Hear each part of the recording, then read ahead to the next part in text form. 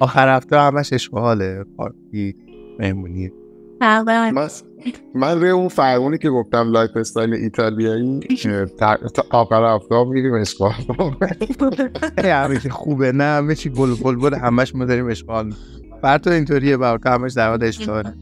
نه تقریبا تا یک سال اول که اصلا اینجوری نبود، آخر هفته که این ماهی یک بار شد مثلا اشغال مثلا به اون شکل پس مثلا یک شنبه ظهری بریم مثلا نهار خونه عمو مثلا.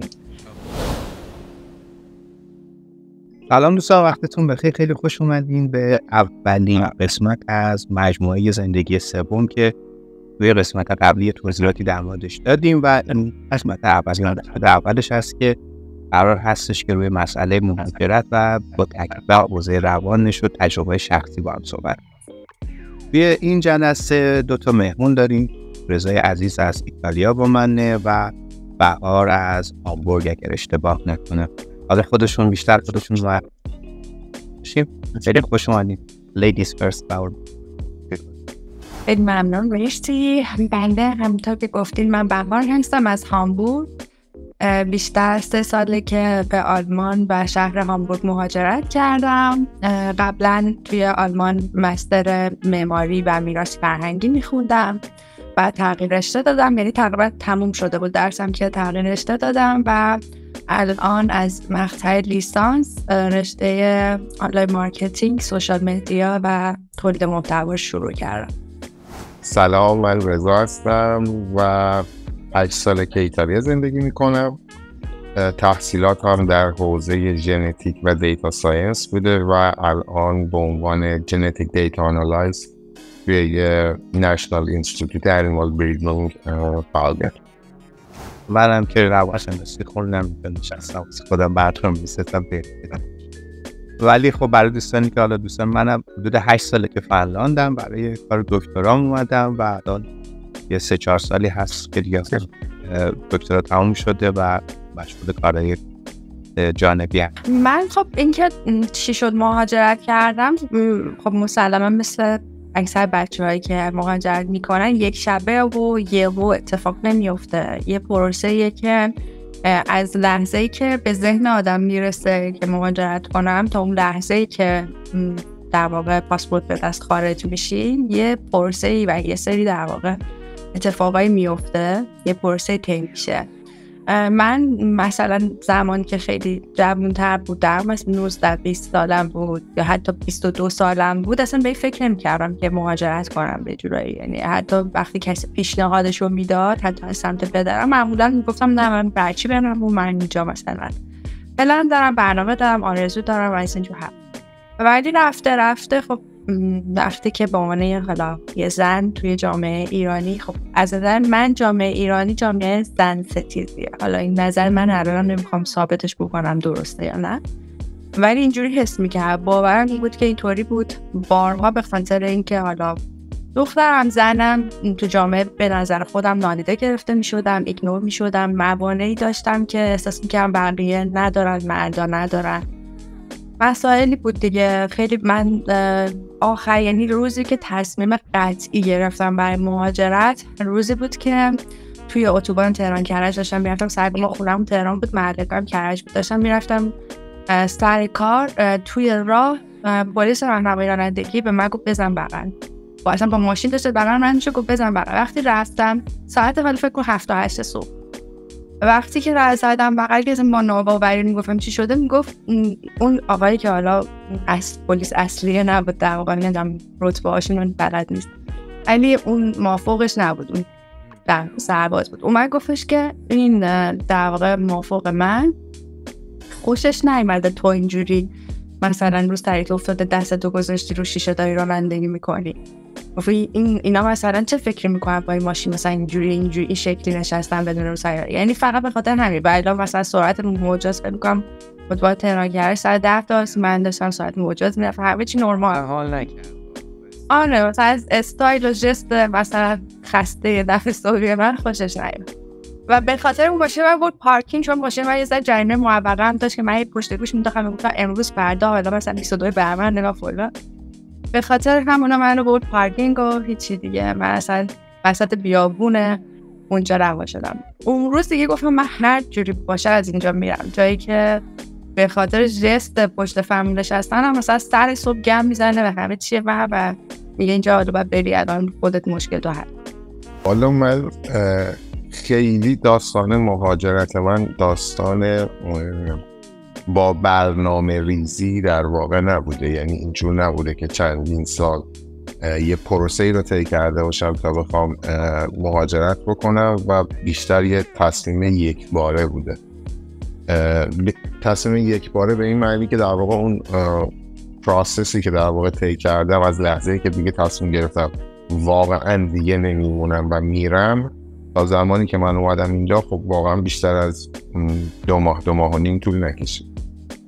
از این بابت خیلی چیزی ندارم برای گفتن، اما اینکه یه فضای ذهنی حتما از پیش از این وجود داشته که باعث شده که شاید به هر ترتیبی همه چیز دست به دست هم بده تا به همون نقطه‌ای برسه که بخوام یه همچین حرفی رو بزنم، تصمیمی رو در واقع بگیرم. برای من این بوده که خب واقعا من همیشه دارم می‌خواستم این قضیه رو تجربه بکنم و یادم میاد که در واقع این جمله رو میگفتم به دور و بری‌های خودم تو سالهای قبلش که من دلم می‌خواد در واقع زندگی کردن توی جاهای دیگه دنیا رو نه با سفرهای توریستی و با زندگی کردن در واقع تجربه کنم. این جمله تو ذهنم هستش که تکرارش می‌کردم. میخوام بگم در واقع چه ذهنیتی وجود داشت برای من و خب البته یه مقداری هم به نظرم چیزای دیگه هم توش تأثیر داره، یعنی ترس از رفتن برای بعضیا کمتره، برای بعضیا بیشتره، میدونی، یعنی خیلی چیزای این شکلی هم هست. مثلا در مورد من اینجوری نبوده، یعنی چون من خیلی آدم وابسته به خانواده‌ای در واقع نبودم. فکر میکنم که در واقع روند تربیتی که روی من اعمال شده بود قرار بوده که اینجوری نباشم و نبودم. این کمک میکنه دیگه، این کمک میکنه که در واقع تو زودتر و راحت‌تر اگر چنین ایده‌ای تو ذهنت هست مثلا بخوای واقعا براش یه قدم عملی هم برداری. یا خب طبیعتاً تجربه این که خیلی از اقوام خارج از ایران زندگی میکردن، اون هم احتمالاً به حال این ایده رو از سالهای خیلی قبل میتونه برای تو آسان‌تر بکنه دیگه، میدونی، آسان‌تر بکنه که بتونی برسونی خودتو به اون فضا. ولی نهایتاً یکی از دلایلی که برای خود من مهم بود که داشتم می اومدم واقعاً بحث رشته خودم بود، بخاطر اینکه دلم میخواست که چون در واقع من علاقه‌مند کامپیوتیشنال ژنتیکس بود و نمیخوام بگم حالا خیلی فضای متفاوتی در ایران و اینجا وجود داره که البته وجود داره، یعنی نمیخوام وارد اون بحث بشم، اما منظور این که در واقع اون هم برای من مهم بود، خیلی اهمیت داشت، چون من خیلی عمیق به این نتیجه رسیده بودم که دلم میخواد برم و این فضا رو ادامه بدم و اصلا اونجا در واقع پی‌اچ‌دی برای این کار وجود نداشت، حتی نمیدونم اگر الان هست. در هر صورت تصمیم گرفتم که در واقع بیام اینجا و انتخاب ایتالیا برای من اصلا انتخاب خاصی نبود، یعنی در واقع یکی از دوستان به من گفتش که من زمانی که در ایران کار میکردم در واقع یک پروژه مشترکی داشتیم در واقع با یه بیمارستان قلبی در یکی از شهرهای ایتالیا، در نتیجه اونجا ما با اینها آلردی کلابوریت کرده بودیم. چند تا گزینه بود برای من که هر کدومشون اینجوری بوده، برلین بود، میلان بود و یه سری در واقع شرایط این شکلی که نهایتاً من ایمیل زدم به اینها و خیلی سریع در واقع این پروسه پذیرش من طی شد. یعنی از زمانی که من ایمیل زدم شاید 1 هفته هم نشد که یه اینترویو کردم و زیر 1 هفته بعد از اینترویو منم اکسپتنس گرفتم و بلافاصله رفتم سفارت، تموم شد و اومدم. یه انیمیشن خیلی قشنگی بود، یه نفر ساخته بود با یک چمدون خیلی گنده، یه نفر میره دم گیت بعد میذاره روی اون ترازو، میگه خیلی سنگینه نمیتونی همه رو بیاری، بعد باز میکنه مثلا خونه‌اش رو میذاره، دوستاشو میذاره. اینا تو چمدون چی خالی کردی؟ من اگه بخوام 2 تا از چیزایی که خب به خاطرش حسرت میخوام در واقع، یعنی غم انگیزه وقتی بهش فکر میکنن که مثلا رهاشون کرد. یکی خب مسلماً بودن کنار خانواده‌ام هسته. من خانواده بزرگی نداشتم، کلا ما یه خانواده 4 نفره بودیم که مادرم هم فوت کرده چند ساله و من یه برادر و در واقع یه پدر دارم و این که خب تو خیلی از لحظه هاشون کنارشون نیستم، مثلا وقتی که مریضن، وقتی که مشکل دارن، وقتی که اصلا خوشحالن یه اتفاق برشون میفته، یا برعکس بر من تو خیلی از لحظه هایی که واقعا دوست دارم. من یادم به اوایل که مهاجرت کرده بودم روزی 1 ساعت و 45 دقیقه 2 ساعت، حتی بعضا بیشتر 2 ساعت با بابام صحبت کردم. بعد انقدر من مو به مو همه چی رو برای بابام تعریف می‌کردم، بابای من کامل می‌دونست اگه تو آلمان بخواد بره خرید کنه مثلا چه مارکی چه فروشگاهی قیمت‌هاش، یعنی واقعا همه چی. یعنی زمانی که بابام اومد چند ماه بعدش آلمان اصلا هیچ چیزی مثل سورپرایزش نمی‌کرد. واقعا همه چی رو در جریان، من نکته به نکته میگفتم. بعد واقعا اینجوریه، یعنی خب دوست داشتم که باشه تو خیلی از مثلا هر چیزی که برای من جدیده مثلا بابام مثلا کنارم باشه. بعد خب این یکی از بزرگترین حسرت‌ها من دوستام هم دارم، ولی خب دیگه رابطه قطع میشه دیگه. اون شکلی که اونجا بودیم کنار هم صمیمی‌تر که بودیم اون حالت‌ها دیگه نیست واقعا. اصلا در جریان خیلی چیزای همدیگه شاید قرار نگیریم و اینا جزء یکی از بزرگترین حسرت‌هام. دومیش هم اینه که خب به هر حال من چون مثلا تقریبا 30 سال نزدیک 30 سالم بود که مهاجرت کردم و یه سری دستاوردها داشتم، حالا نه خیلی بزرگ نه خیلی مثلا رویایی، حالا اونجوری که فکر کنی، ولی به هر حال درس خونده بودم، تا فوق لیسانس هم حتی تو ایران خونده بودم، یه سری کارا شروع کرده بودم، خیلی تلاش کرده بودم حالا به نظر خودم برای اینکه یه جایگاه نسبی در واقع موفق داشته باشم. و اتفاقا همون سالی که مهاجرتم اوکی شد و دیگه رفتم توی مثلا اوج، اگه یه نموداری بود اوج خودم رسیده بودم، ولی یهو خب همه رو مجبوری که بذاری و بیای اینجا از صفر شروع کنی، حتی اگر منفی شروع نکنی از صفر، انگار که هیچ چیزی نبوده و بعد همه رو از اول بسازی. این هم یه سری چیزا تا مدت ها اول با خودم چالش داشتم، من واقعا کار درستی کردم که مثلا ول کردم، من تازه مثلا کار خیلی خوبی داشتم، تازه مثلا درآمد خیلی خوبی داشتم، حالا اومدم اینجا باید خودم ثابت کنم فلان کنم. تا مدت ها این همیشه برام سوال بود که کار درستی کردم که اینا رو ول کردم یا نه. الان به جواب سوال رسیدی؟ در مورد کارم آره اگر بخوام الان بگم کار درستی کردم چون خیلی یه سری چیزهایی به دست آوردم اینجا که اگر ایران بودم نداشتم، مثل همین جایگاه هم به عنوان یه زن که خب تقریبا حالا نمیگم کامل، حتی اینجا هم خانم‌ها مساوی نیستن با آقایون، ولی نسبت به جایگاهی که تو ایران داشتم خیلی بالاتره. مثلا حقوقم، حق و حقوقم به عنوان یک انسان، اینکه همین که اصلا انتخاب میکنم چی بپوشم یک آرامشی بهم میده که میگم مثلا بی خیال شغل و بی خیال درآمد، مگه چقدر میخواستم زندگی کنم که حالا به خاطر مدل نشستن پشت فرمون باز بشم. بعضی ها میگن مثلا خب این چه مثلا بحثیه که در موردش میکنید که مثلا لباس پوشیدن و اینها، ولی الان از ریاکشنی که در واقع بهار میده واقعا متوجه میشه اصلا بحث این بحث حقه. بحث اینه که در واقع من میخوام که این حق رو داشته باشه، این حق مال من، بحث اینه.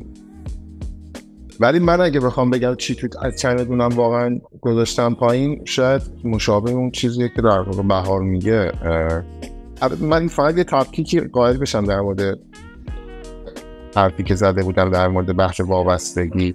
ببین سوپ بودن با خانواده با وابسته بودن به خانواده دوتاست. اینو میگم به خاطره که اگر کسی گوش داره میده و میخواد این تیکش رو در مورد خودش بزنه و این چک رو در مورد خودش بکنه، اگر اومده یا میخواد به این موضوع فکر بکنه به مهاجرت،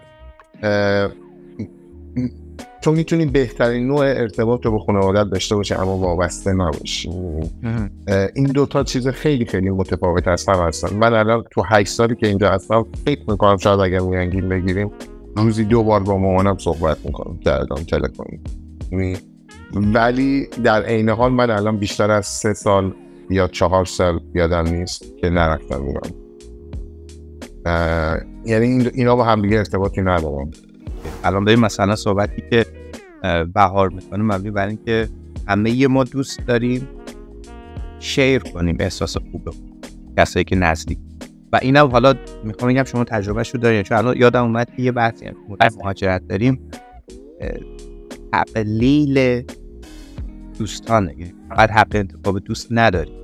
برای من مثلا زیاد روبرو که نمیگه ولی مثلا تو اتاق که میاد میگه که خود جمله بعد در اتاق مشاوره که میاد که ببین مثلا من اگر ایران بودم با همچین تایپ آدمی مثلا نمیره.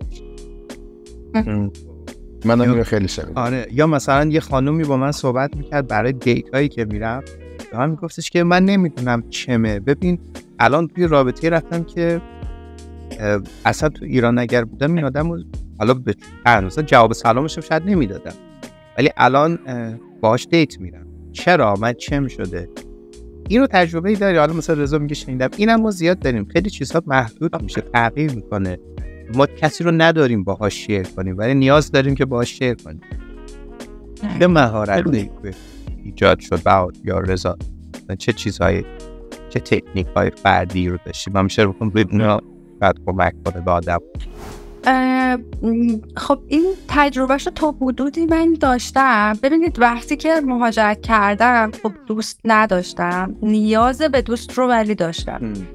مخصوصا چون توی ایران آدمی بودم که رفت و آمد میکردم با دوستام سیلار، بیرون میرفتیم خونه هم دیگه، میرفتیم خیلی دائما با هم ارتباط داشتیم. بعد اومدیم اینجا رابطم با دوست قدیمی خودم بی کیفیت شد، مثل قبل نبود. آره اونی. بعد اینجا هم دوستی با اون کیفیت باز نداشتم.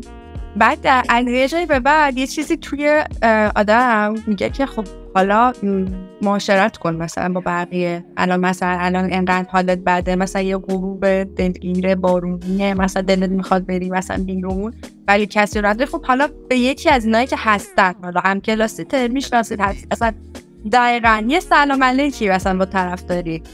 خیلی همین برای خودم پیش بیاد. یعنی کسایی که مثلا توی اینستاگرام فقط یه بار مثلا استوری همون ریپلای کرد یا پیام میده میای امروز مثلا بریم فلان جا خرید، من میدونم که اون آدم از تنهاییشه که این کار از نیاز به اینکه با یکی اصلا پاشه برن خریده. برای خودم هم اون نباید بود. منتها دقیقاً همین حس است. ما تو ایران یه پروسه طی میشه که دوست پیدا میکنیم. مثلا 4 بار با طرف میری بیرون، 4 بار میبینیم، 4 تا نقطه مشترک که پیدا میکنیم بعد میشه دوستمون، چون انتخاب زیاد داریم، وسواس میذاریم. ولی اینجا انتخاب زیادی نیست، بعد وسواسه رو اگه بذارید دیگه هیچ دوستی نمیتونی پیدا بکنی. ولی از اون طرف احساس میکنی خب اصلا به این آدم نمیخوری، اصلا مثل من فکر نمیکنه، اصلا مثل من رفتار نمیکنه.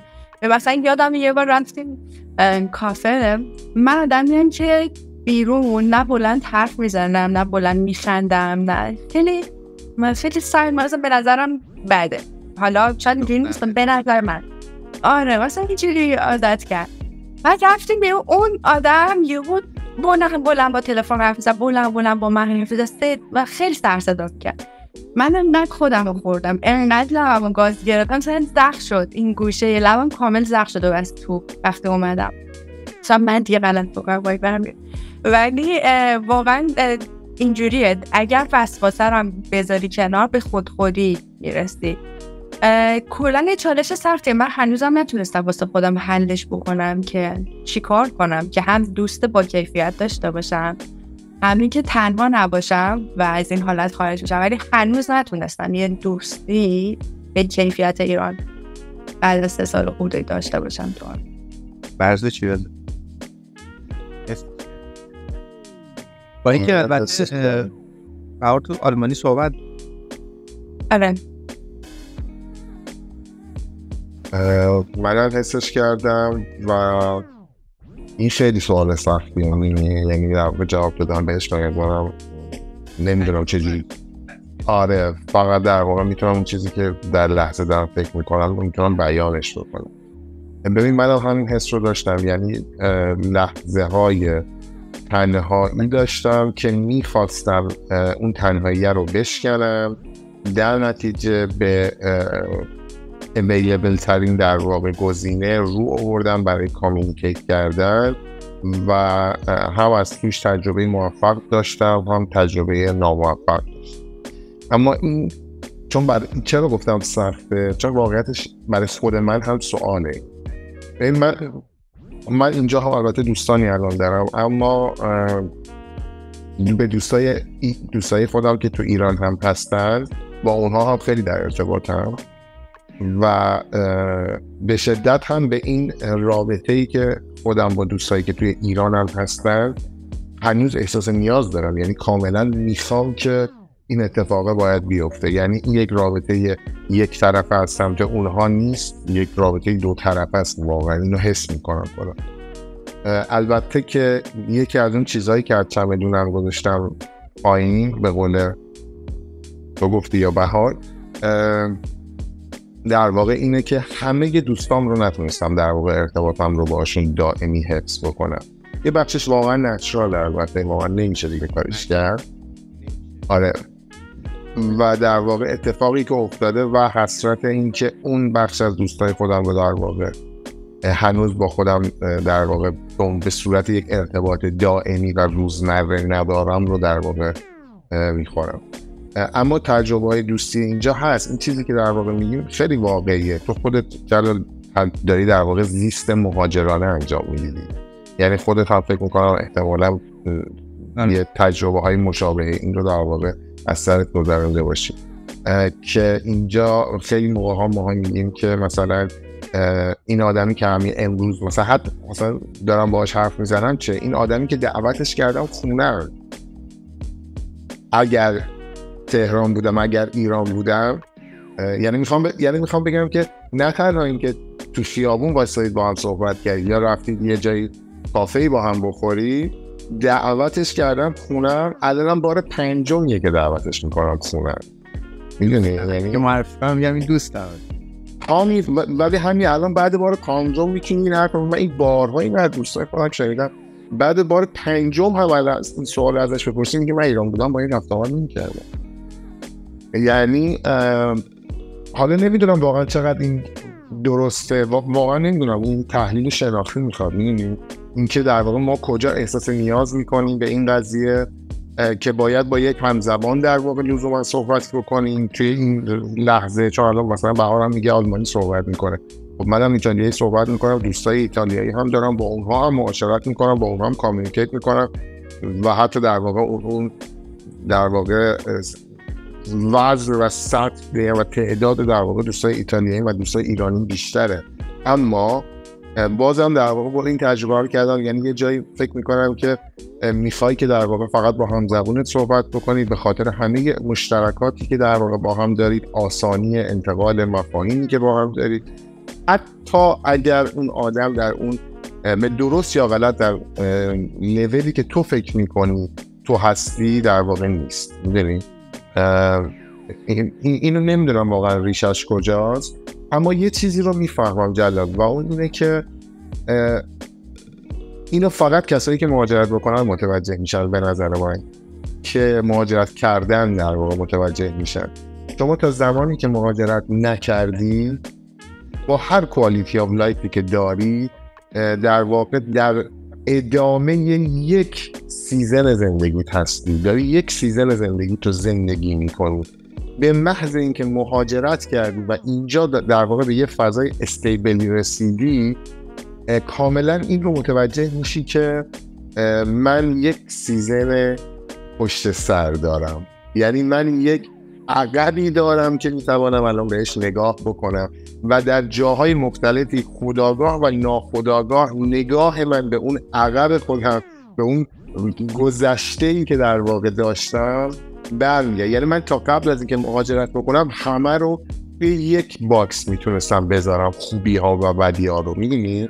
ولی الان نه، انگار که در واقع تایم ریست شده توی اون لحظه مهاجرت و وقتی من میخوام یه چیزایی رو مقایسه بکنم، اون ایرانی که بودم، تهران اینجوری منبع مقایسه‌ای پیدا کرد. آره و این یه چیزیه که نمیدونم واقعا خوبه بده، ولی این چیزیه که هست.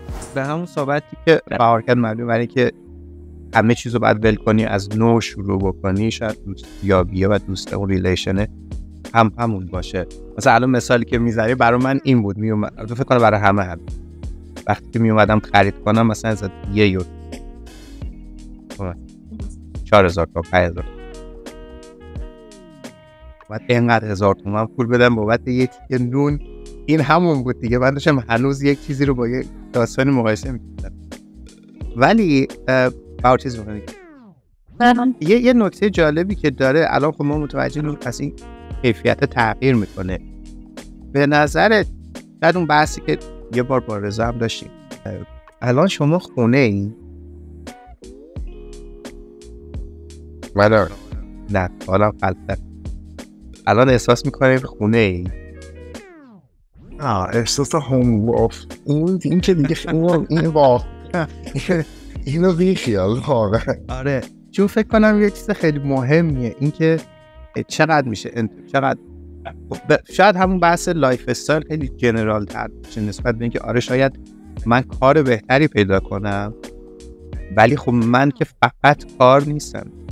مثلا ما میفهمم آره بهار یک کار خوب در شأن خودش پیدا کرد، مزاحمت ها کم شد، ولی مثلا انگار یه پازلیه که هر گوشش یه جوره، یه جاش بالاخره میزنه. این لایف استایلی که ما داریم میگیم یک شامل غذای ما، پوشش ما، دوستای ما، حتی تفریحات ما باشه. درست؟ اون تغییر میکنه کلا دیگه. و شاید اون باشه که الان ما اون باید رو احساس میکنیم خونه چند روز پیش یه پست توی اینستاگرام، یعنی یه متنی از خودم نوشتم، گفتم برای من نمیدونم، بعد یکی اومد کامنت گذاشت گفت ببین ما بعد از مهاجرت بی‌وطن میشیم دیگه، کلا خونه نداریم. نه اینکه فکر کنی الان اگه برگردی ایران میگی آخیش اومدم خونه. این من وقتی مثلا چند هفته پیش رفتم دانمارک، به محض اینکه برگشتیم هامبورگ آخیش مثلا یه حسی داشتم که حالا مثلا هامبورگ خیلی مثلا انگار آدم بیاد خونهش. ولی همین جایی هم که الان هستم یه وقتایی مثلا فکر میکنم که الان اگه تهران بودم مثلا زمستون تازه شروع میشد، مثلا لبو داشتن و باقالی داشتم، مثلا میرفتیم میگشتی مثلا دربند میرفتی مثلا حالا تجربه مثلا وقتی با اون فکر میکنم میگم نه اون خونه است.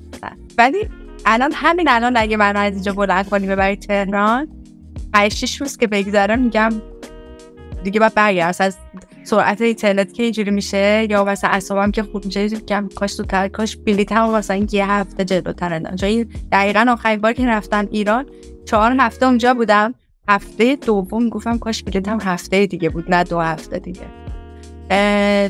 الان نه تو تهران احساس خونه بودن دارم، نه تو هامبورگ به اون شکلی که باید حس خونه رو. به هر حال استراحتی میکنم، جا افتادم خونه، زندگی، شغل، دوست، حتی یه چند تایی، ولی اونجوری که باید نه. بیشتر فکر میکنم به خاطر اینه که خاطراتم تو هامبورگ خیلی کمه. جزا که گفت اصلا نمیخوام براتیم بعد نه منم این احساس رو دارم. من این احساس رو دارم، یعنی وقتی که مثلا تهرانم باشم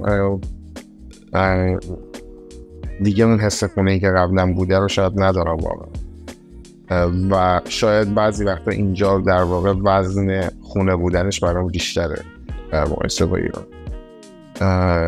اما یه مقداری کلا این سوال‌هایی در واقع توی ذهنم هست که در واقع شاید به نوعی بی جوابن، و اینه که مثلا ببین خب من یه چیزی رو میفهمم که شما وقتی سفر میکنی سفر جداییه، میدونی اون لحظه‌ای که داری تصمیم میگیری که مهاجرت بکنی، بین این که چطور هر کسی چجور این پروسه رو در واقع تصمیم گیری رو طی بکنه بین آدم‌ها تفاوت وجود داره. مثلا همون مسئله تربیتی که بهت گفتم، یا اینکه من با این چیز در واقع مثلا اتفاقی که افتاده اینه که من چند بار رشته‌مو تغییر دادم، شغلمو تغییر دادم، توی ایران که بودم محیط‌های در واقع درسی و کاری خودم رو تغییر دادم. کسی که خب این کارها رو انجام میده ناآگاهانه شاید داره خودش رو آماده میکنه برای اینکه بتونه یک تصمیم بزرگتر رو راحتتر بگیره. اینا همه هست، اما اینجا احساس خونه بودنه به نظرم آیتم های خیلی متفاوتی داره که شاید با نمیدونم، شاید میخوام بگم یعنی شاید دیگه خیلی با اسکیل هات نتونی با قضیه دیل بکنی. من خودم این حرف رو به خودم میزنم، واقعیتش خودم میگم که ببین تو مهاجرت کردی، اولا همینی که اسم برنامه شماست دیگه، زندگی سومه، یعنی نه اولی است نه دومی است، اینو اول باید فهم بکنیم. آیا این زندگی سوم رو دوست داری یا نه؟ میدونی در واقع سوال اینه به نظر من، چون اونی که فکر میکنه که این باید زندگی یک باشه یا دو باشه، هر دوی این افراد در واقع در اشتباهه. این زندگی سومه و آیا زندگی سوم رو دوست داری و میخوای باش دیل بکنی یا چی؟ من برای در واقع این زندگی سوم خب مختصات متفاوتی رو آدم میتونه بگه، اما فکر میکنم یه چیزی که خیلی اسنشاله اینه که ما کودکیمون رو اینجا نگذروندیم، پس آن چیزی که بر میگرده به کودکی ما، چه مثبت چه منفی، چه اون انرژی که ما از خاطرات کودکیمون میگیریم در اون کوچه پس کوچه هایی که اون خاطرات شکل گرفته، توی اون خیابون هایی که این خاطرات شکل گرفتن، با هر نوع کوالیتی که داشتن، اصلا کوالیتیش که اینجا اصلا اهمیتی نداره. ببین مثلا آلودگی هوا واقعا اینجا هیچ اهمیتی نداره، اونی که مسئلهش اینه که چجوری ممکنه یه نفر دلش برای مثلا ایران تنگ بشه با اون هوای آلوده، میدونی این که اصلا واقعا سوال کلن اشتباهه، چون هیچ ارتباطی به این موضوع نداره.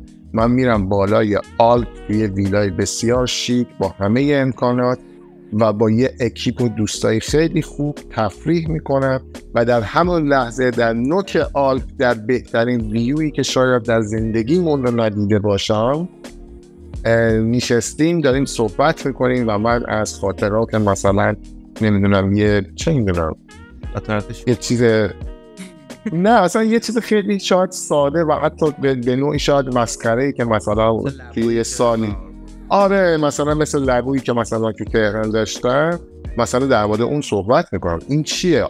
نمیدونم، اگر این رو دیسوردر خب میشیم در مورد صحبت بکنیم، اگر این یه نمیدونم اون چیه. حالا اعترافی بکنم، من چند روز پیش یه دونه مدیتیشن رکورد کردم و آیتمش رفتم رورال کودکی، بعد وایس رو که داشتم رکورد میکردم خودم داشتم گریه میکردم از اینکه گفتم تصور کنید دارین تو محلتون مثلا خونه قدیمیتون اینا رو تصور کنید. خب هیجان من رو مثلا خودم پشت میکروفون داشتم گریه میکردم، اما اولین بار که میرسم فضای محله اون یه حسی داره، یک ابهتی داره واسه خودش، خیلی تغییر میده. ولی وقتی که میمونم احساس میکنم که باش برگردم. حالا نمیدونم یه سری فاکتوراست، مثلا اگر ما الان مشکل زنان رو نداشته باشیم، مشکل اینترنت نداشته باشیم، یعنی فضای آزاد باشه، شاید این حس ولی به قول رضا منبع مقایسه‌ای نداریم. شاید اینو اروپایی‌ها در مثلا یکی از اروپا بیاد یه شهر کشور دیگه اینترنتش همونه، حجاب همونه، سیستم همونه، اون میتونه شاید بهتر بگه که حالا خونه یا وطنش چطوری. ولی برای ما که نمیتونیم مقایسه کنیم، منم اینو حس کردم که دوست داشتم برگردم، چون مثلا کارم مشکل پیدا میکرد، امکاناتش تو اینترنتی نبود، یه تلفن می‌خواستی استفاده کنی، ولی یه موقعی فکر می‌کنم اگه اینو نباشه چی؟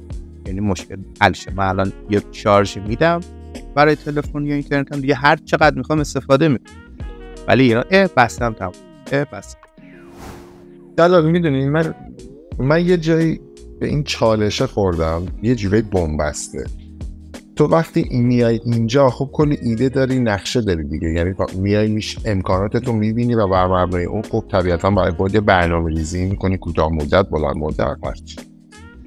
بعد یه جایی مثلا همه چی سخت میشه، خیلی تند میشه و کارا گره میخوره تو هم و تو فکر میکنی که توی اون لحظه اون نگاه به عقب میتونه به تو کمک بکنه و حتی خیلی خیلی موقع آدم میگن من اصلا فکر میکنم میرم ایران.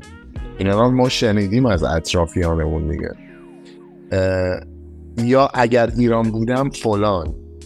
بعد یه جایی تو توی اون مسیر در واقع کار و تحصیلت یا توی در واقع مسیر زندگی مهاجرانت، حالا این لفظ هم تکرار میکنم نمیدونم چقدر درسته، به بنبست میخوری، میخوای اون نگاه به عقب رو انجام بدی، میخوای به اون جایی که فکر میکنی تکیه‌گاهته، فکر میکنی داری در واقع به اون یه جورایی از اون انرژی میگیری و اینجا مسیر رو طی میکنی، برگردی فکر بکنی و انرژی رو پس بگیری و به مسیر ادامه بدی. نگاه میکنی به عقب میبینی نه اصلا چیزی بر نمیگردونه بهت، یعنی دیگه اون نقش تکیه‌گاه خودش رو بازی نمیکنه برات.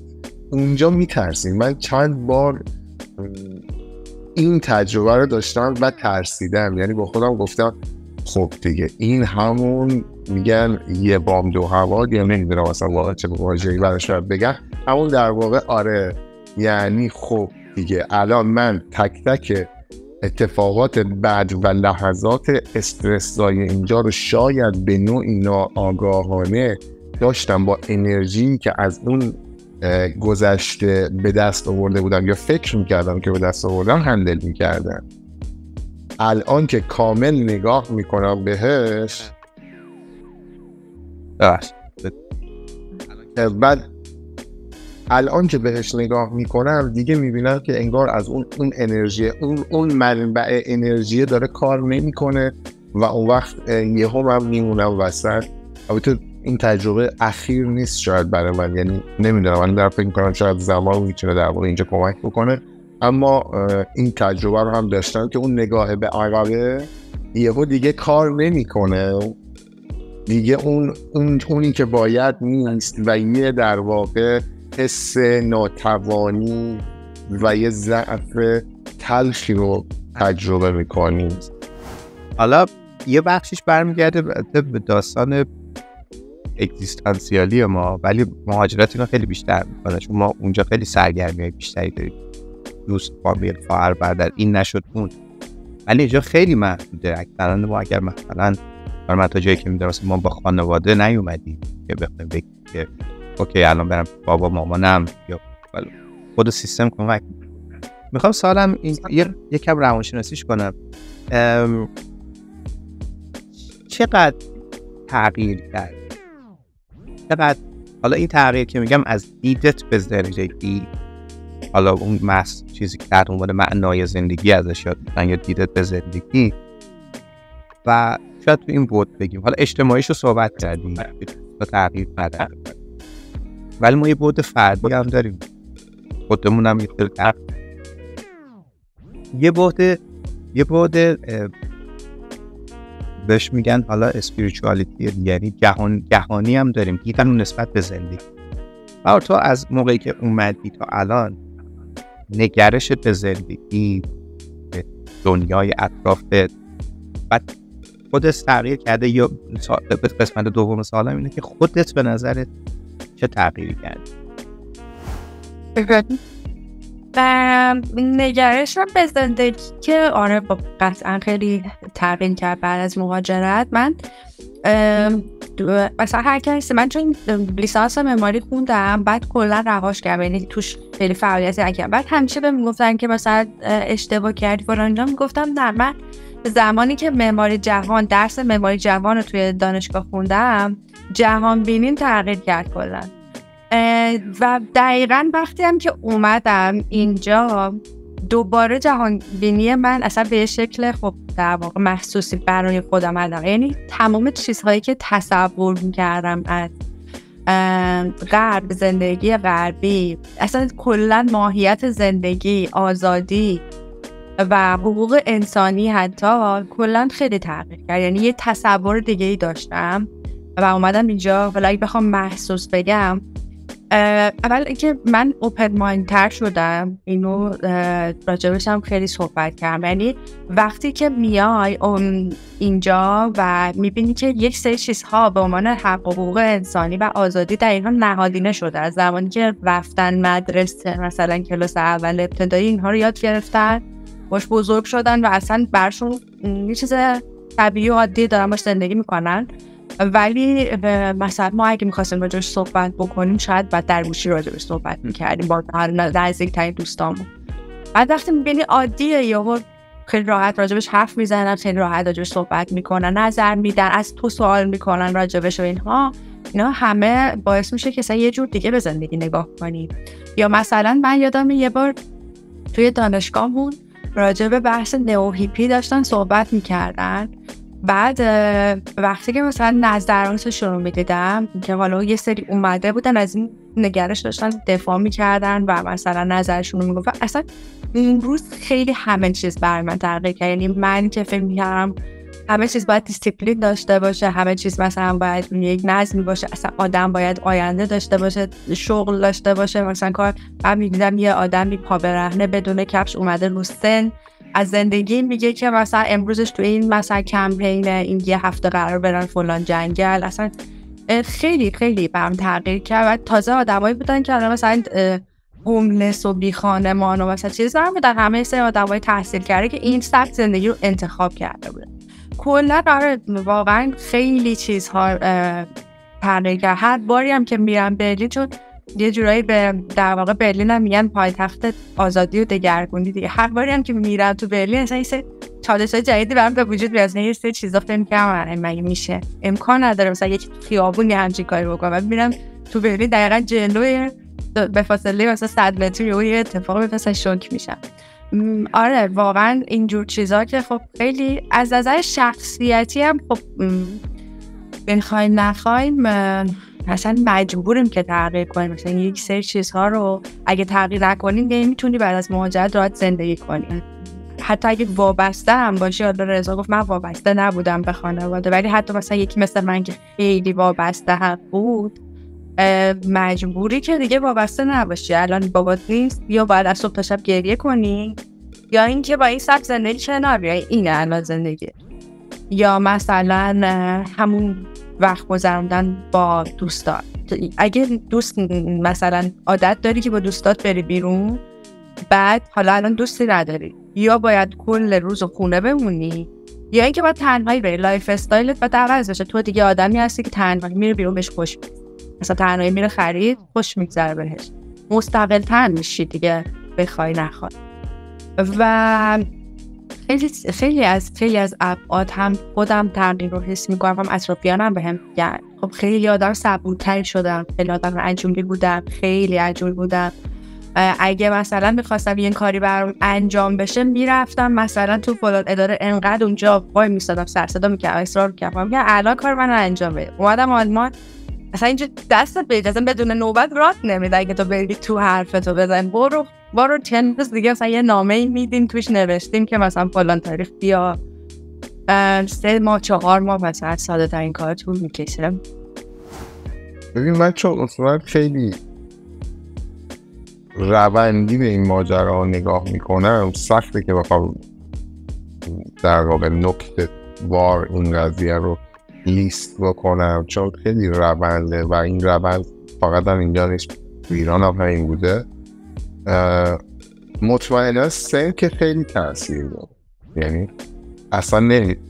یعنی من اصلا نمیتونم حتی اسمشو به این معنا تغییر بذارم. این در واقع مطابق آن چیزیست که در واقع شرایطیست که من به واسطه سنم تجربه خواهم کرد و همش اینجوریه، قبلا هم همینجور بوده. ولی یکی از چیزهایی که به هم اضافه شده به نظرم این لایف استایل ایتالیایی هست که خیلی در واقع به تفکیک کردن به اینکه باید در آرامش باشن، در آرامش زندگی کنن و باید رسیدگی کنن به خودشون، به معنی اینکه باید وقت رو برای در واقع خودشون به اندازه کافی ددیکیت بکنن، برای همه اون بیلافت‌هاشون باید این کار رو انجام بدن، باید سفراشون سر جاش باشه. من این روم اثر گذاشته. آره من حتی این که مثلا چی میخوری، یا اینکه آخه میدونی بعضی وقتا تو مثلا میری این روش لایف استایل خودتو به نوعی در واقع مادیفای میکنی، ولی اینجا اینو میفهمم که فقط مادیفای کردن نیست، اون لذت بردنه اصلا یه داستان دیگه ای داره، یک اکسپریانس دیگه ایه که من این تأثیر رو از زندگی کردن تو ایتالیا واقعا گرفتم که تو باید به این مسائل توجه بکنی. و اتفاقا به نظر خودم فکر میکنم که این همراستا با مسئله سن هم قرار گرفته و خیلی این دوتا همدیگر رو میبینن، به این معنی که دنبال چی میگردی، کجا داری میری. و به نظرم این البته تنها آیتمی نیستش که ما باید به حال خودمون و در حال زندگی کردن توجه بکنیم، بپردازیم. این یعنی این چیزی که در واقع ایتالیایی ها در لایف استایل خودشون دارن، میخوام میگم این یک آیتمی نیستش که همه در واقع اون آنچه که باید رو در واقع کاور میکنه، اما این رو هم به عنوان یک چیزی که برای من جذاب اومد، تا یه حدی قطعا نه مثل خودشون و نه در اون حدی که خودشون، اما من این رو واقعا دارم اد میکنم به زندگی خودم و حتی در مورد بعضی از تصمیم گیری های مهم شغلی هم میتونم بگم تا همین امروز هم حتی تأثیرش رو گذاشته. یعنی بعضی جاها بعضی تصمیم ها رو نگرفتم به خاطر اینکه نمیخواستم خودم رو به اون حالت و اون فضای در واقع هایپر اکتیو گذشته در واقع برگردونم، به خاطر اینکه گفتم برای چی اصلا من باید این کار رو انجام بدم و ترجیح میدم که به جای اینکه این کار رو انجام بدم مثلا این برنامه و اون برنامه دیگر رو جایگزینش رو کنم. این برای من یه ترغیب. البته میگم چیزایی که بهار گفت برادرم اینا نیست، یعنی از این تایپ تغییر نبود، ولی این الان اون چیزی که به ذهنم میاد. مثلا من یه اطلاعاتی که نداشتم که سونا رو فنلاندیا اختراع کردن و بسیار بهش چیز دارن، علق دارن و جزء فرهنگ. تو همه خونه ها سونا هست. اگر همه خونه ها نباشه حتما اون مجموعه آپارتمانی یک سونا داره. یعنی الان من توی مجموعه آپارتمانی هستم، یک سونای مشترک هست که مثلا شما میتونی بری اگه بخوای شخصی استفاده کنی بوک کنی، اگر نه پابلیک ساعتی باز شما میتونی. و حتی مثلا چیز دارن که با یکی از بچه‌هاش صحبت می‌کردن، میگفت دوره که فنلاند جنگ بود سربازا قبل سنگر سونا میساختن برای خودشون، یعنی اینقدر دوستش دارن. و الان یک چیزی دارن، یک سیستمی دارن به نام به این شکله که اگر تو یک شخصیت بزرگ سیستماتیک دولتی باشی میای دعوتت میکنن سونا و بحث سیاسیشون تو سونا دارن. نمیدونم یعنی نه دموکراسی در سونا یه اسم قشنگی. میخوام بگم اینقدر بافتشونه و سونای اینا کاملا برن بدون هیچ لباسی شما باید برید و برای اینها خیلی طبیعیه که خانواده با هم رفت برن. تو آلمان هم میگم. آره تو آلمان هم میگم یکی از شوکایی که برای من داشت. و بعد نه تنها خانواده، دوستان صمیمی هم با هم بخوام برن کاملا لخ میرن. دیروز داشتم با این همین حالا قبل صحبتون گفتم یکی از بچه‌ای که میخواد فارسی یاد بگیره به سر صحبت می‌کردن واسه همین اپاینت بود. خب ببین تو وقتی از بچگی با این داستان بزرگ میشه برات اون حالت اروتیک رو نداره، همه رو داری برهنه می‌بینی، خیلی برات نیست. این برای من شوک بود موقعی که اولین بار منم داشتم تو چرخ سواری می‌کردم برم خونمون، میگم اون دانشجویی بودم و یه سونا ولی یه دفعه یه عده لخت اومدن بیرون از سونا و سونا اینطوریه که میاد برف یا مثلا چیز منفی میشه دیگه. من داشتم با دو چرخه میام اینجا و دور درجه دور زده اومدن. برای من هنوز جا نیفتاده، ولی این مثلا یه شوکی بود برای من، شاید خیلی گنده بود. یعنی اینقدر تفاوت تو با خانواده‌ات اینجوری راحت برای خودشون خیلی نرماله. این بود. یا یه چیزی که فنلاندیا دارن خیلی خیلی منزویان، اسکیمووار زندگی. من بگم که حالا شاید یه دستال اون سوشاله برگرده به کشوری که ما هم ایتالیا تو داریم میگه خیلی بخندیان. آلمانیا رو نمیدونم ولی فنلاندیا اینطوری نیستن، بسیار بستن، خیلی تو خودشونن و خیلی متفاوت فرهنگ. ولی بزرگترینش که توی برلین برام اتفاق افتاد این بود که توی پارک نشسته بودیم با دوستم، اولین بار هم بود که من رفته بودم برلین و یهو به فاصله 100 متری ما 100 متر هم میشه 50 متری ما یه آقا خانم رابطه جنسی شروع کردن وسط پارک و ما که رفتیم. ولی من تا مدت‌هایی برام بود که اگر مثلا یه روز فکر می‌کردم همچین چیزی برام تو خیابون مثلا تو پارک اتفاق بیفته، هیچ وقت فکرش نمی‌کردم، تصورش نمی‌کردم. آره بود. ولی از نظر فرهنگی و فرهنگای مثلا خانوادگی و اینها، مثلا اوایل که اومده بودم یکی از دوستان برگشت به من، همکارم گفت من 7 ماه مثلا مادرم ندیدم. بعد خیلی عجیب بود، مثلا چجوری که آدم تا 7 ماه مادرش رو نبینه؟ اصلا تو مخیلم نمیگنجید که اینا تو یک کشور، حالا مثلا ما دوریم مثلا، ولی اینا تو یک کشور، یه شهر یا نهایتا یه شهر نزدیک به اینجا داره زندگی میکنه و داره مثلا که 7 ماه ندیدمش، فرصت بعد مبخ نکردم. اصلا خیلی برام این از هم گسیختگی خانوادگیشون عجیب بود. یعنی نه اینکه بگم مثلا مهری ندارن، شاید مثلا اونم خیلی وقتا میرفتیم بیرون میگفت این لباسو میخوام بخرم برای مامانم، یه محبتی داشت به مامانش، ولی اون حس، آره این حس در اولویت نیست خانواده، احساس وظیفه نه. آره دقیقاً اتفاقیه که اینجا نمیاد. یعنی حالا البته نمی‌تونم اینقدر مثلا جنرالایز واقعا صحبت بکنم، چون در مبنای مشاهدات هم میگم به اینکه مثلا پدر مادر تو 7 ماه ندیدی، اگر اتفاقی نیست، یعنی مشکل رابطه‌ای وجود نداره، اینجا فکر میکنم که توی ایتالیا یه همچین چیزی در واقع خیلی نایاب باشه و حتما اینها در واقع ارتباط خانوادگیشه رو نگه میداره و رفت آمد میکنن، خیلی مرتب واقعا این کار انجام میدن. ببین شوک فرهنگی واقعا نمیدونم، یا حداقل الان چیزی به ذهنم نمیاد. به حال فرهنگ ایتالیایی یه خورده شباهت بیشتری بود. البته من واقعیتش شباهت خاصی بین فرهنگ ایتالیایی و ایران نمیبینم، انقدر همه میگن، ولی از یک لحاظهای ممکنه یه جایی مثلا آدم بتونه این شباهت‌هایی رو ببینه، اما به صورت کلی واقعا من شباهتی رو نمیبینم بین فرهنگ ایتالیایی و ایرانی. حتما به حال شباهت‌هایی هم وجود داره که میگن، اما به صورت کلی واقعا اینجوری نیستش که شما بخواید روی این قضیه حساب بکنید که ما فرهنگمون شبیه پس زندگی آسان‌تر میشه برای من. به این دلیل برای من این رو نمیبینم واقعا.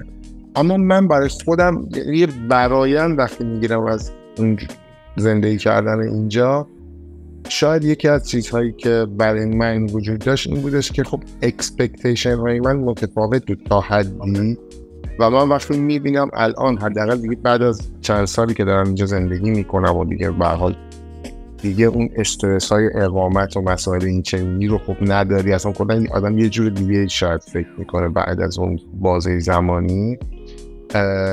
من خیلی میبینم متوجه هم که خیلی موقع ها اینها در واقع جوری زندگی میکنن که من مطمئنم که انتخاب من نیست، که هیچ مطمئنم که این بهترین انتخاب برای آدم نمیتونه باشه. مثلا در مورد آیتم های مختلف که هست، نمیدونم جوری که تو خونه شونن، جوری که نمیدونم چیزای مختلف.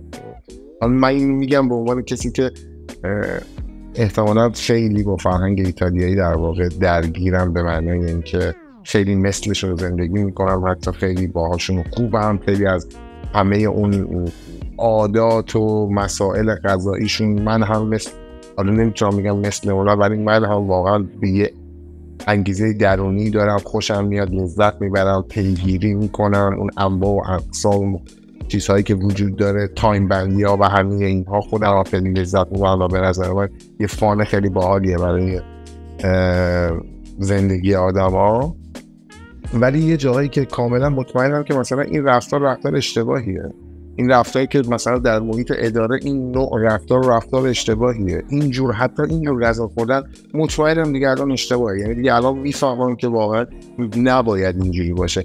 اینا رو به من اینو میگه که شاید اون موقعی که اول اومده بودم احساس میکردم که میدونید یعنی حس میکنم که ببین وقتی تو مهاجرت میکنی با همه اون پیچیدگی‌هایی که داریم صحبت میکنیم که وجود داره، بخشیاش رو هم حتی نمیتونیم دیکود بکنیم و توضیحش بدیم، ولی تو احتمالاً باید مثلا اون اعتماد به نفس، اون اقتدار شخصی خودت رو به نوعی پس بگیری یک بار دیگه وقتی میای مهاجرت رو شروع میکنی. بعد وقتی این اتفاقات میفته برای ما، این کدها در واقع اینجوری باز میشه که خب ببین راه بازه انگار برای اینکه الان تو از این درس میگیری و اینجا اون اقتدار شخصیه رو پس میگیری برای خودت، برمیگردی به اینکه کاملا همه چیز رو خودت باید کستومایز بکنی و اصلا قضیه اینجوری نیست که تو زندگی اینها برتری داره یا لایف استایل اینها چیز، هر جایی آیتمای خوبی داره یا آیتمای بدی هم داره. اصلا حتی اون نوعی که اینها به سر همین اتفاقاتی که سر این جنگ اسرائیل و حماس افتاده، وقتی من با همکارام صحبت میکردم واقعا برام هیجان انگیزه که چه جوری نظر میدن و از چه زاویه‌ای نگاه میکنن و چقدر از اون زاویه‌ای که اونا نگاه میکنن و من نگاه نمیکنم هیچ جوره نمیتونم از اون زاویه بهش نگاه بکنم، چه نتیجه گیری منطقی رو هم انجام میدن و اصلا میگی دقیقاً از اونجا که وایسی خیلی خروجی این اوتپوت کاملا رادیکاله.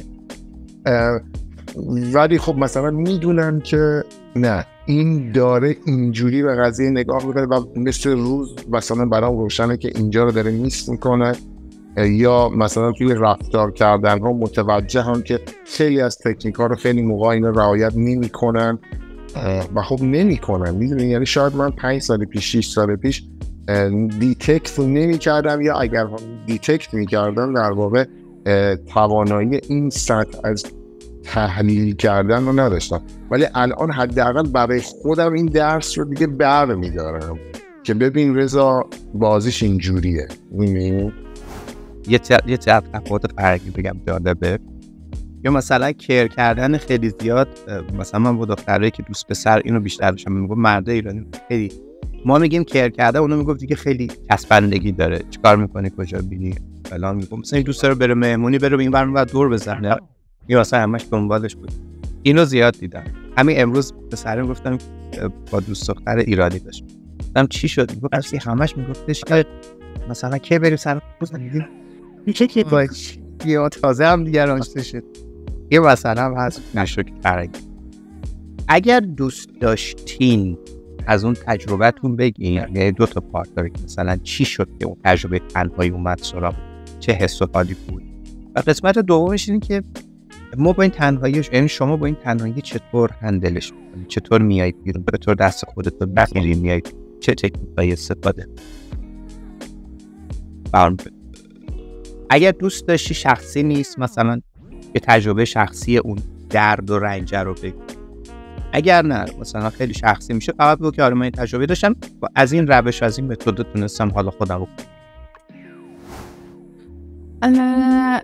احساس تنهایی رو خب آره خیلی وقتا مثلا پیش می اومد، بعد به خودم گفتم خب دیگه اینجا هیچکی نیست. ببین من خب چون کلا با شوهرم مهاجرت کرده بودم، یک سری حسایی که خب شاید یه سری داشتن رو نداشتم اوایل، یعنی همه خب این روزهای اول خیلی برشون روزهای سخته. بعد یه شانس بزرگ دیگه هم که من داشتم اینه که مستقیم وقتی اومدم آلمان رفتم خونه عموم و یه چه روزی اونجا بودم و بعد از اونجا مثلا رفتم. خب اینا خودش خیلی سید. ولی باز برمیگرده به یه بحثی که من همیشه با دوستان میکنم. مثلا همه فکر میکنن که بعد از ازدواج آدماتی که تنها نیستن، ولی به نظر من بعد از ازدواج آدم تنها تر رو میشن. نظر شخصی بودم به خاطر اینکه شما وقتی که مجردی دایره اطرافیانت خواه ناخواه خیلی بیشتره. وقتی ازدواج میکنی این دایره کوچکتر میشه و احساس تنهایی شاید اتفاقا عمیق‌تر برات اتفاق بیفته. حالا وقتی مهاجرت میکنی با همسرت، خب قضیه با بچهای نسبت به بقیه خیلی بهتره، خیلی همه چیز اوکی‌تره، ولی خواب ناخواه آدم باید از مهاجرت تنها میشن و آدمای متأهل به نظرم بعد از یه تایمی احساس تنهاییشون عمیق‌تره هر دو طرف. به خاطر اینکه مثلا میگم شما وقتی مجردی و خیلی من خیلی میبینم توی دوستام و اطرافیان خیلی الان احساس تنهایی میکنی، احساس بی‌کسی میکنی، احساس بی همدمی میکنی، احساس همه جور حسی داری. مثلا میری دیت میکنی یا میری بیرون، میری دیسکو، میری پارتی، میری فلان، خیلی آزادانه تر میتونی رفتار بکنی. ولی وقتی که پارتنر داری، حالا الان تو توی مشکلات بعد از مهاجرتی، اونم همینقدر چالش داره. یعنی اونم که یادن بیخیال با فراغ بال نیست، اونم داره با چالش‌های زندگی خودش دست و پنجه درم میکنه. مشکل داره، از نظر اقتصادی اومده عقب‌تر، از نظر تحصیلی همینطور، اومده توی جامعه جدید همه چی براش عجیبه. شاید از تو حتی ضعفش ضعیف‌تر باشه تو هندل کردن این مشکلات و تغییرات. همه که مثلا هم برخورد نمی‌کنه، اصلا یه جور دیگه داره واکنشش میده.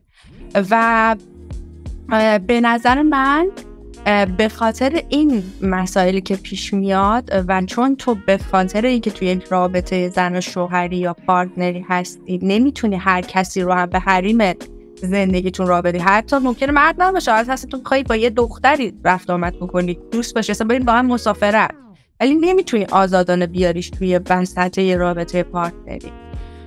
به خاطر همین به نظر من اتفاقا این مسئله تنهایی رو هندل کردن واسه کسایی که به صورت زوج میان بیشتر شاید همو دارن و تو خیلی مواقع به هم کمک میکنن، اما احساس تنهایی عمیق‌تری رو به نظرم تجربه میکنن، چون اونایی که مجردن راحت‌تر دوست میشن، راحت‌تر تو جامعه ادغام میشن با بقیه.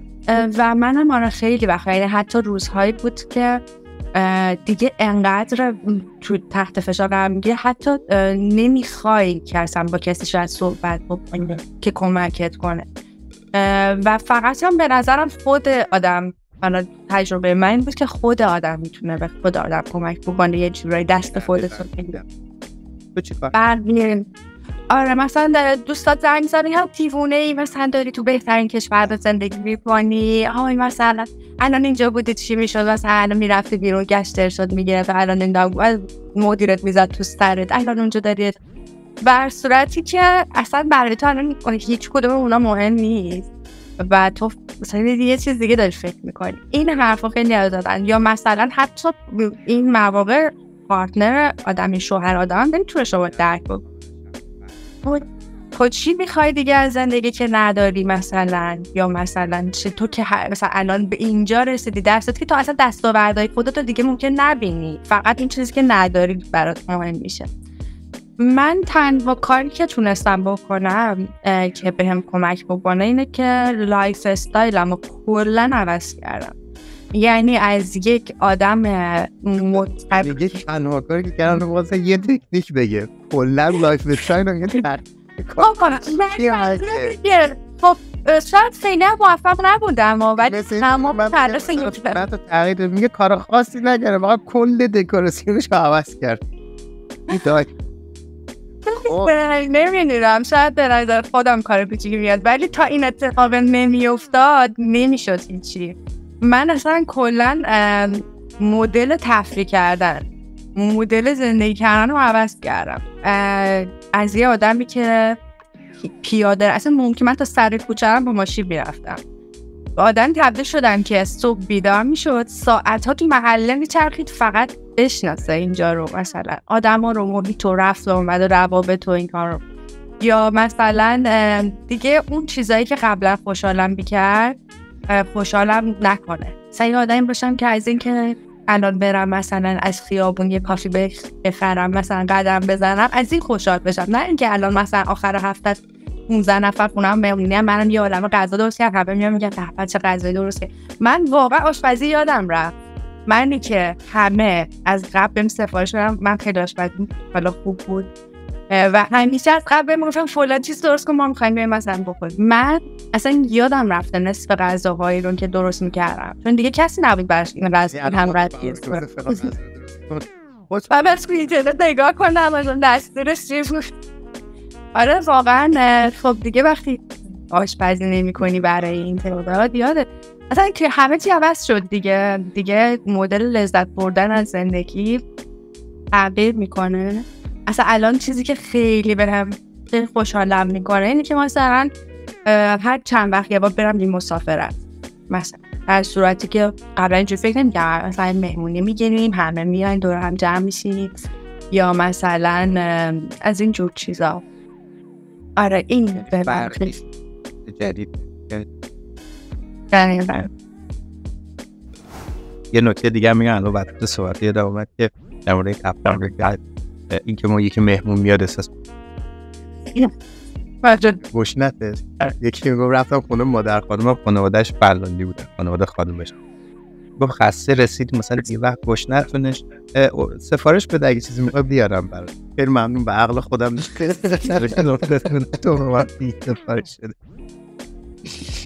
خب رضا برای تو چی؟ رضا برای تو هم بوده این؟ چرا من خیلی تنهایی رو تجربه کردم. نمیدونم که این جمله درسته یا نه که اونایی که یه درونگراترن در واقع تنهایی کم درد تری رو تجربه میکنن احتمالاً. خب این شامل حال من میشه احتمالاً چون تا یه حد اگر هم نکامل، ولی خب من موقعهای زیادی بود که اول این رو میگم این واقعا همیشه قبلا هم صحبت کردیم توی برنامه قبلی شما که در واقع ماها ادامه خودمون از در واقع دوران کودکی هستیم. در ما اینجا یک آدم جدید و تازه متولد نمیشیم. پس ما همه در واقع اون تریت ها و همه اون درگیری ها اون چالش ها رو در واقع با خودمون آوردیم اینجا و این ادامه اونه و حتی نسبت به چون بعضی از در واقع اکسپوژرها در واقع جدیدن، واکنش ما متفاوته و یه جورایی کلا یعنی ما میگن که وضعیت این شکلیه. پس ما همه اونها رو در واقع داریم الان به نوعی ادامه میدیم اینجا. من خودم تجربه تنهایی من اینجا اتفاقا زیاد بوده. یه چیزی که شاید به من تا یه حدی کمک میکنه اینه که من از 18 سالگی در واقع تنها زندگی کردم، به معنی اینکه در واقع در خونه بابا مامانم نبودم به این معنا. و خب این به من احتمالا کمک کرده و داره میکنه که در واقع این مسیر رو اینجوری ادامه میدم. ولی من برای خودم از وقتی که اینجا اومدم خیلی نسبت مثلا به آشپزی خیلی علاقه داشتم، خیلی انجام میدم و این رو مثلا حتی توی اون بازه زمانی هم که یادم من تورین بودم که پی اچ دی می‌کردم اونجا، یه صاحبخونه‌ای داشتم که با هم خیلی دوست بودیم. بعد یک راهگذاری که اونم برگشت تورین در واقع میومد، من غذا درست می‌کردم، به خودش می‌برد میلان. آره یه چون منم آشپزی هستم. چون بعد از یه بازه زمانی مثلا دیگه خیلی با هم رفیق شده بودیم دیگه، اصلا با هم سفر میرفتیم و دیگه اصلا خیلی یعنی شرایط متفاوت دیگه، اسمش صابخونه نبود کلا. بعد و خیلی مثلا این کار رو میکردم و سعی میکردم مثلا برای خودم یه سری خیلی تارگت های کوچولو میذاشتم، مثلا میشستم کورسه رو میگذروندم. ولی میخوای اگه سوالت اینه که آیا از تنهایی دردتون گرفته، بسیار زیاد. یعنی آیا سوالت اینه که از تنهایی به حدی میرسیدی که حتی جواب تلفن کسی رو نمیخواستی بدی و خودت هم مایل نبودی که حتی اون تنهایی رو با کسی شیر بکنی، به معنای اینکه کمک بکنه تا ازش بیای بیرون. بارها و بارها من این حس رو در واقع تجربه کردم و حتی میتونم بگم که قبل از اینکه اصلا من در واقع برم تورین، شهر دیگه‌ای بودم که فکر میکنم که انقدر اون لحظات اون ماهای قبلش برای من استرس‌زا بود که حتی اینو یادم که شاید یه چیزی بودی که 2 ماهی من از خونه بیرون نمیومدم، فقط خودم با خودم. اما یه نکته‌ای داره و اون اینه که اصولا من این خودم با خودمه خیلی بهش باور دارم. برای همینه که فکر میکنم این تایپ در واقع تنهایی رو خیلی به عنوان یه انومالی هم بعضی وقتا دیتک نمی‌کنم یا خیلی دیر در واقع میرسه به مرحله‌ای که من اسمای عجیب و غریب بخوام براش بذارم. می‌دونی؟ چون مثلا یه بازی خیلی زیادش برام خیلی هم خوبه، خوشاینده، حالا داریم میریم یکمش فرق اونجوریش فرق میکنه. ولی واقعا ببین جلال، اینا همه هست، اینا همه یعنی یه میکسه. همین که میگم به عقب نگاه میکنی، همین که میگن کوچه پس کوچه ها تو ایران، همین که بعضی وقتا فکر میکنی که اینجا اون مسیر موفقیت که طراحی کردی رو داری نمیتونی پیش ببریش به خاطر بریرهایی که هست. اینا آدمو میبره تو خودش. برای اینکه ببین طراحیش اینه، یعنی ساده من میرسم به یک نقطه‌ای که براش وقت گذاشتم، میخوام ازش چیزی بچینم و میبینم که موفق نمیشم، هنوز دستم نمیرسه بهش، برمیگردم به عقب دنبال یه چیزی هم که زیر پام بذارم بیام بالا که بتونم اون کار رو انجام بدم. امشب حالم بده، میخوام که در واقع بتونم توی یه بازه زمانی کوتاه خودم رو نجات بدم، برمیگردم به عقب، میبینم از عقب هیچی در نمیاد، برمیگردم نگاه میکنم میبینم اون عقبه‌ای که توی ایران داشتم، اون چیزی که تو سالهای گذشته زندگی، مثلا اینجا بحث اسم کشور نیست، تو سالهای گذشته زندگی گذشته خودم داشتم، داره کمکی به من نمیکنه. این دقیقاً این نقطه‌ایه که آدم واقعا احساس میکنه که خب الان من باید چیکار کنم، چون احساس غریب بودن، احساس این البته من حتی تو ایران هم واقعا این حس رو داشتم. اتفاقا من اینو با بعضی دوستای خودم در واقع وقتی مطرح میکنم، اونا اینجوری جواب منو دادن که مگه تو ایران همش حالمون خوب بود، مگه تو ایران احساس تضمین نمی‌کردیم، مگه تو ایران بغض نمی‌کردیم، مگه توی ایران نمیخواستیم مدت‌ها جواب کسی رو ندیم؟ چرا؟ واقعا حتی اونجا این بوده، چون میگم دیگه ما تعداد خودمونیم، ولی از یک بعدی چون ما اینجا حد آستانه احساس امنیت زندگی که مقدار پایین تره، یعنی بیش زودتر احساس ناامنی میکنیم در ناملایمات زندگی. احتمالاً اینجا در واقع این احساس ناامنیه با فشار بیشتری در واقع روی سقف تنهایی میشینه و اونو میاره پایین تا اون حدی که در واقع تو رو برسونه به اون جایی که احساس کنی که دیگه الان راه فراری برات نیست. ولی نپرس که راهکارت چیه، چون واقعا راهکاری من براش نداشتم هیچ وقت. دیل کردم، هرسشو خوردم، عبور کردم. و ببین یه چیزی هست، من فایت میکنم، یعنی اصلا یعنی بالا بری پایین بیای. این راهی که دارم میرم و یه ترنینگ پوینت هایی هستش که میشینم بهش فکر بکنم که اگر اشتباس بیایم یه کار دیگه بکنیم، اما این فقط توی یک بازه های زمانی، یعنی توی مثلا سال یه بار این کار شاید انجام بدم. تو بقیه مواقعی که کلافم میکنه، اعصابم خورد میشه و نمیدونم باید چیکار کنم، با چالنجام چجوری دیل بکنم، اصلا چیز دیگه انگار تو یعنی تو چی میگه، تو کیت مغزی من انگار گذاشته نشده جز این که تلاش دوباره بشین پاش و ادامه میدی و نمیخوابی و اینو از توش در میاری و حتی اگرم نمیگی اینو از نمیگی که یعنی انجامش میدی، ولی من اصلا راهکاری توی اون لحظه عصبانیت و کلافگی جز این که مثلا یک کار مثلا برام یه آبی بخورم و برگردم بشینم پای کار ندارم. یعنی مغز اون لحظه دستوری جز این به من نمیده واقعیت. دوباره برمیگرد دوره. ولی من این تجربه رو داشتم. مثلا پرزنتیشن، مثلا من توی ایران من خیلی راحت مثلا میرفتم یه سمینار برگزار میکردم، سخنرانی میکردم، برام خیلی ایزی بود اون قضیه و خوب هم به نظر مثلا این کار رو انجام میدم. و یادم اولین دانشجو که بودم، اولین در واقع اورال پرزنتیشن که توی کنگره توی ایران فرستاده بودم، تو همون اولیش سخنران برتر اون کنگره شدم، یادم برج میلاد بود. از اونجا به بعد این حالا اون پرفکشنیسم هم دیگه خیلی اون اصلا خنده دارتره که اون دیگه بهم گفتش که خب دیگه اینو که رفتی اول شدی پس دیگه لازم نیست جای شرکت کنی. حالا ولی من همین تجربه رو وقتی اومدم اینجا داشتم که حتی با زبان انگلیسی، نه با زبان ایتالیایی لزوما، حتی با زبان انگلیسی بسیار پرزنتیشن بدی رو ارائه دادم و اصلا خجالت آور بعد اینقدر ساعت استرسم بالا بود واقعا بد و این تبدیل شد به یکی از اون پاشنه آشین‌های من و من همیشه من رو ترسون. یعنی تمام تجربیات خوب و موفقیت آمیز من توی این اسکیل کلن دیستروید، همشون اصلا دوباره شروع کن فرام د اسکرک، بیا صحبت کنیم با هم. چگونه نمیدونم مقاله خود را ارائه دهید.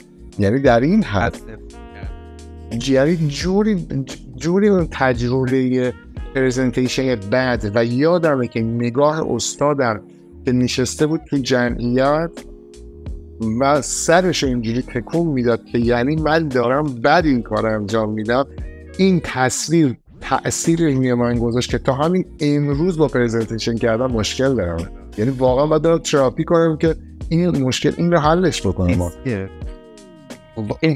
اینا هست دیگه، میدونی، یعنی تو اینجا فکر میکنی همه اون اسکیل ها و اون چیزا، حداقل همه اون اسکیل هایی که تو ایران داشتی رو با خودت آوردی اینجا مسلحی، بعد یک سری یه بخشش که اصلا اینجا کارکردی نداره خند صلاحت کنه به این روش، یک بخشش هم یه اتفاقات این شکلی میفته و از بین میره. خب یعنی واقعا آدمایی که میان اینجا باید اینجوری به این فکر بکنن، واقعا باید به این فکر بکنن. با نصف اسکیل ستی که تا به حال برای خودت ساختی میتونی یه کاری بکنی یا نه، چون از همش قطعا نمیتونی استفاده بکنی. آره اینو من یکی از مراجعام داشت، یعنی اولین بار که رفت باز پرزنت داشته باشه، در حد خیلی ساده‌ای هم بود. خب گند زدم، انقدر استرس گرفتم، اینطوری شد اینم که داره میگه دقیقاً همینه. من خیلی خوب صحبت میکردم، خیلی خوبم پرکتیس داشتم. مثلا زبان ما که نیستش که زبان بالاخره در آن باید ما داریم به دو تا چیز فکر میکنیم، بعد زمان میبره تا این فکر بشه و آره حس بدیه، حس اون همه چی میزنه بالا. یعنی شاید مثلا دانشگاه ایران باشه مثلا اینقدر حالت بد نشه، ولی اینجا من رسی الان با این سطح زبانت برای چی اومدی دکترا میخونی برگرد فلان. این تجربهشو من تازه موقع چیزام هم بود دفاع پایان‌نما یه عدد رو نتونستم که سری سویچش کردم، عدد رو آوردم رو رقم که میتونم بگم چنده، خورده‌ای داشت، گفتم اون معلومه میگم 2250 گفتم 2600 رفتش کردم. استادی نگاه کرد داره اینو داشتیم ما. حالا این تکنیک ها هم که بود، فقط شما دارین خارج از کشور اشغال آره واقعا و نه واقعا بیشتر کار میکنیم از ببین نمیتونم بگم بیشتر از ایران کار میکنم. ایران خیلی وقتی از سر کار میمدم خونه خسته بودم، کارم نمیدونم استرس داشت، فکری بود، نمیدونم چی بود، ولی از سر کار میمدم خونه تو ایران انگار از جنگ اومده بودم. ولی اینجا نمیدونم حالا مجبورم که اینجوری باشم یا نه، ولی از سر کار میام تازه شیفت دوم کارم شروع میشه. حالا الان یه کافی بخوریم بشیم مثلا، ولی بیشتر کار میکنم و عشق و حال به اون معنی نه. حالا الان که یه ذره افتاده رو قلتک زندگی، خب آره مثلا شنبه ها یا یک شنبه اگه بتونیم مثلا با دوستی آشنایی بیرون یا مسافرت خب بیشتر میریم، حداقل سعی میکنیم مثلا 2-3 بار مسافرت بریم. نه واقعا از ایران خیلی کمتر عشق و حال منم. حالا یه سوال آخرم، اگه بخواین یه ادوایسی به کسی که یا قصد مهاجرت داره یا کسی که حسرت داشته باشه نه تجربه بود، مخصوصا با تم روانشناسی چه بهش؟ آخه ببین هر مشکلی که پیش میاد، من اینجوریم، من هر چیزی رو برمیگردونم به درون خودم. خب من اگه یه مشکلی هم پیش بیاد میگم رنگی که میکشیم حاصل اون وظیفه‌ای است که انجامش ندادیم، اون کاری است که باید انجام بدیم ولی به تأخیر انداختیمش. خب من الان اگه من نگردم به این که در واقع این مسیره در واقع چه اتفاقی افتاده و نهایتاً واقعا فرقی نمی‌کنه. ببین جلال، شما دیگه نمیدونم، شما اگه سقوط نکنی، اگر شما باخت ندی که دیگه میل زندگی رو هم تجربهشون نمی کنی دیگه.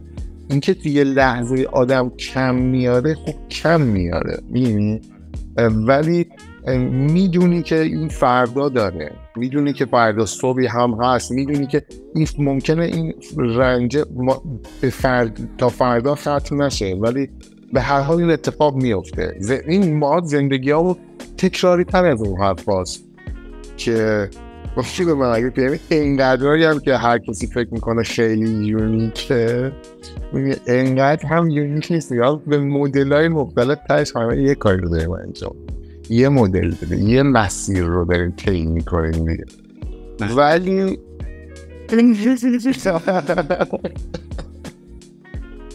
نمیدونم، ولی من وقتی واقعا یکی از کارها که اصلا خود میشه، واقعا یکی از تکنیک هایی که من بلدم برای این موضوع اینه که زنگ بزنم. چند تا دوست خیلی خوبه صمیمی قدیمی دارم واقعا که برادران معنوی من هستن و زنگ بزنم و همه عشق رو میرفتم که تقدیم میکنم بهشون و اونا با آغوش باز میپذیرم، بعضی وقتا فوش میدن. ولی آره این اتفاقی که میفته، چون به نظرم به حالی سیکل اصلا کارش نمیتونی بکنی. همین که مثلا اینه که بدونی همه آدم رو کم میارن، خیلی پروسه طبیعیه و اینجوری هم نیست همیشه از همه کار از عهده ما بر بیاد. یه موقع در حد شنیدن و پر زدن هم میتونی. حالا ادوایسی داری برای کسی؟ من به نظرم این که هر چیزی رو اینجوری بهش نگاه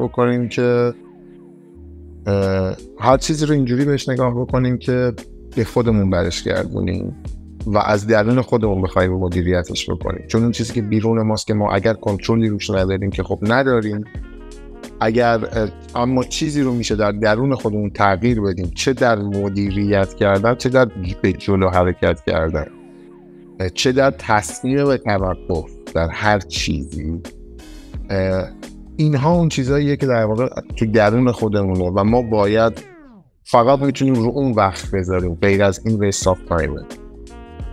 من بیشتر یعنی اون چیزی رو که خودم میتوانم در خودم واقعا فقط جز این نمیتونم انجام بدم، یعنی کار دیگری نمیتونم بکنم. چیزی برداشت بعضیا میکنن که هر اتفاقی افتاد تو ببین مشکلشه. مثلا من الان 8 ماهی که منتظر کار، من نمیتونم اینو بگم کم کاری منه، مثلا کاری نمیتونم، ولی فکر کنم منظور تو اینه که تمرکز کنیم کاری که میتونیم انجام بدیم همونو خوب انجام بدیم، حالا بقیه‌اش هم آخه واقعا کار دیگه نمیشه کرد. و میدونی چیه، من اگه اطلاعاتم ببین، ما اتفاقا توی در اون جلسه قبلی اونم همین صحبت کردیم دیگه.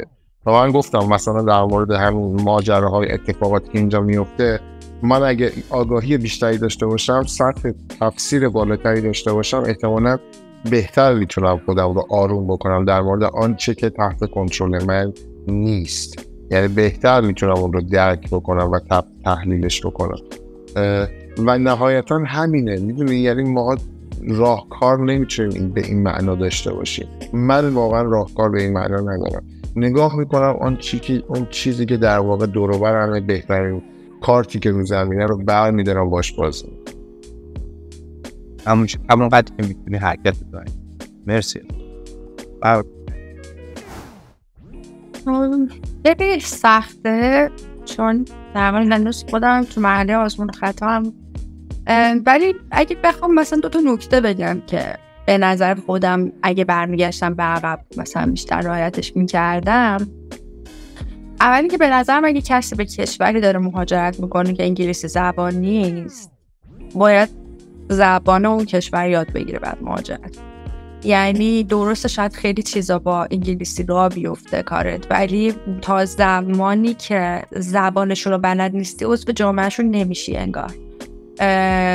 اصلا سخت میشه ادغام شدن با جامعهشون وقتی زبانشون رو بلد نیستی. نمیتونی دوست خوب پیدا کنی، نمیتونی شغل خوب پیدا شاید بتونی بکنی، بعد مثلا این احساس نارضایتی همه ابعاد زندگی تو در بر بگیره، یا مثلا نتونی به قول شما مثلا یه پرزنتیشن خوب داشته باشی. این احساس نارضایتیه همه چیز. حالا پرزنتیشن بحثش جداست چون خیلی چیزایی دیگه. مثلا امتحان تو به خاطر اینکه یا سر کلاس درس رو خوب متوجه نمیشی کل روزتون خراب میکنه، اصلا ممکنه یک هفته تو خراب بکنه.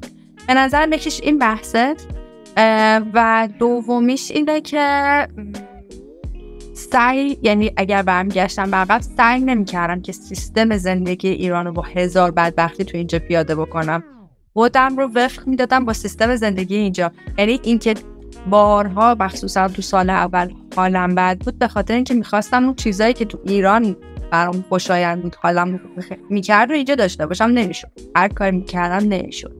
ولی باید میگم همون تغییر لایف استایلی که میگم اون که اتفاق بیفته این رو بپذیری که دیگه الان اینجا یه زندگی جدید، چیزای جدید باید خوشحالت کنه، نه اون قبلیا.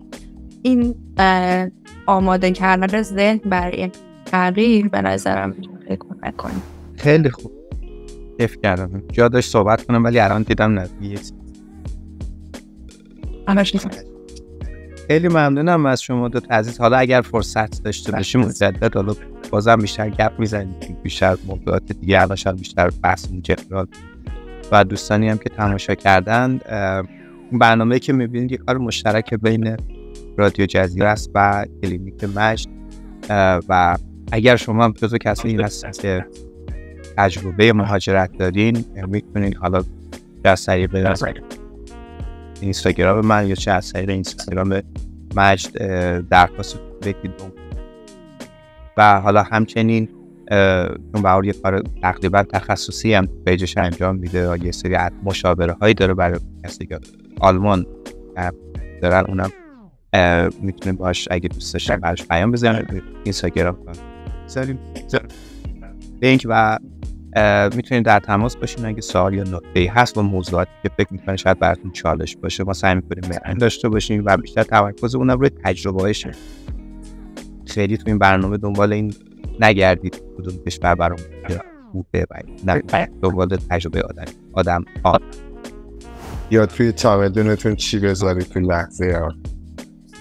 این از این خودم یاد نه آخه من میفهمم، یعنی واقعا این موضوع اینقدر مهمه که اینقدر باید محتوا براش تولید شده باشه، ولی اون چیزایی که واقعا اهمیت دارن اصلا چی اهمیت داره دست در حالا مثلا شما کشک و لیف و مثلا جام گذاشتید اشکالی نداره.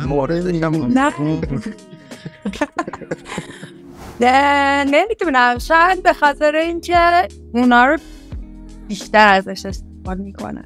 یعنی اگر شاید راجع به این مسائل خیلی وقتا خیلی‌ها توی اینستاگرام صحبت کنن، کسی استقبال نکنه یا کسی اولویتش نباشه، ولی البته بعد از اینکه مهاجرت میکنه هر کسی اولویتش میشه، ولی تا قبلش فقط به این فکر میکنه بعد از چی رو میتونم بار ببرم، چی توش بذارم، مثلا اینو ببرم یا اون رو.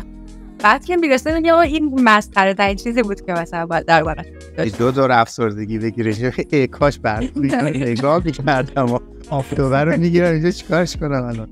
دست بهش برای یه خورده من مشکل دارم تو پیجم، من مشکل دارم برای همینه که وارد فضایی نمیشم که خیلی باب روز باشه فقط برای اساس که چون همه این کار انجام بدن. او که میدونم اینطوری چون تجربه خودم بوده و الانم صحبت کنیم تجربه خیلی دیگه چون کارم روانشناسیه میبینم که میتونه یه کار خوبی داشته باشه ولی افسردگی انقدر بالا باشه که طرفو کارشو به دارو و اینا برسه. یه خورده فیلدم متفاوته، احمقانه است، ببخشید مهمان منید، ولی که به قول تو وارد این نمیشم تو 30 کیلوتون چی بیارین ویو بره بالا.